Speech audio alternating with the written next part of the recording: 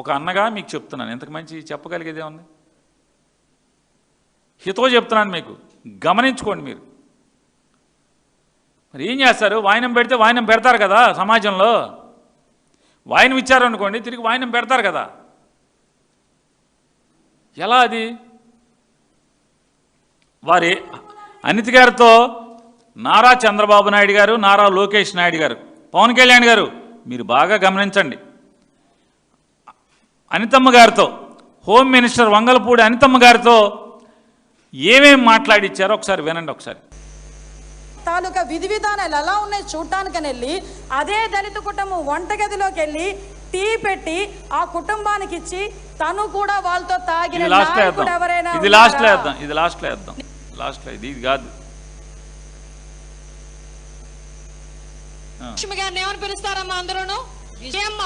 భారతిరెడ్డి గారిని భారతమ్మ, విజయమ్మ గారిని విజయమ్మ అని పిలుస్తారు, భారతిరెడ్డి గారిని భారతమ్మ పిలుస్తారు.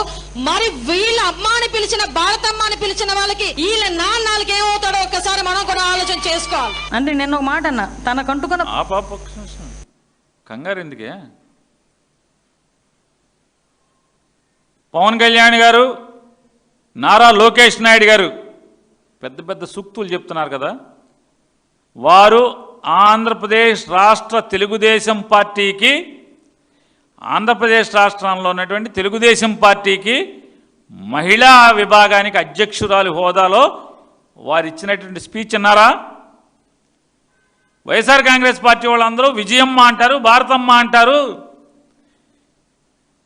ఈ విజయమ్మకి, ఈ భారతమ్మకి అమ్మ అనేటువంటి వీళ్ళ నాన్న ఏమవుతాడో అడగాలంట. ఏమనాలండి ఆవిడ్ని? చెప్పండి. ప్రస్తుత ఆంధ్రప్రదేశ్ రాష్ట్ర హోంశాఖ మంత్రి గారు అయినటువంటి వంగలపూడి అనితమ్మ గారిని ఏమనాలి చెప్పండి? ఏనాడన్నా ఆవిడ భాషని మీరు వాడుకుంటానికి ప్రయత్నం చేశారు తప్పితే, అడ్డగోలుగా జగన్మోహన్ రెడ్డి గారిని, వైఎస్ఆర్ కాంగ్రెస్ పార్టీ వాళ్ళని కించపరుస్తాకి, తోలనాడతాకి మీరు వాడుకున్నారు తప్పితే ఒక్కరోజన్నా తప్పమ్మా, మహిళలకు ఒక గురుతరమైనటువంటి గౌరవం ఇక్కడ ఉంది ఆంధ్ర రాష్ట్రంలో లేదా భారతదేశంలో, తప్పు